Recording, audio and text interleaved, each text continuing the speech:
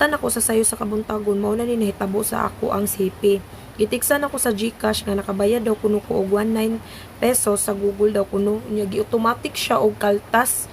Unya naka-remember ko nga kanang mga last month nagtuplo ko og apps nga Duolingo, dayon na siya free trial. Wala ko nag-expect nga pag ma-expire dayon iyahang free trial. Mao na din may tabo mo automatic di siya deduct sa atong GCash gamit atong Google. So kulbaan na kay ko. Awang gibuhat is nag-request ko og refund pero gideny akong application mo ni nahitabo gideny ni siya pag in just one karon nag-request ko alas 8 sa buntag pagkagabi gideny dahil nila. So akong gibuhat is nagkuan ko nag-cancel.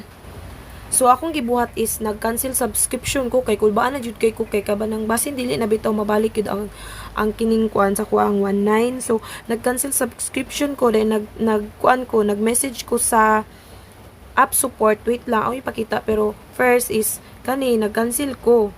Mo na ni ang nahitabo.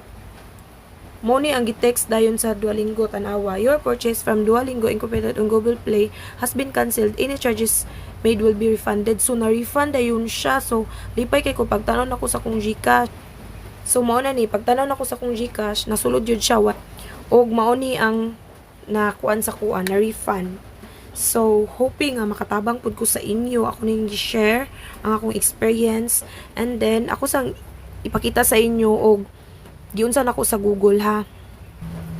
First, inyong tuplokon ang app nga mao ni kaltas. So ako kay ani kaltas ako is ang kaning Duolingo si open ato na. Dayon, inyo ade yung tanawon sa app support diri. Dayon i-message diba na rin Gmail dira Gmail tuplokon na yung app support din. Email din ninyo ang kanang ang developer. So mo na rin tunay tabo sa kuan na refund na rin siya. So pasalamat kay ko kay na refund na gid siya. Ug kamo na po may problema nga naon lang inyong buhaton kuan na siya one day ra gid siya na solve ba ako problema. Thank you kag kaayo.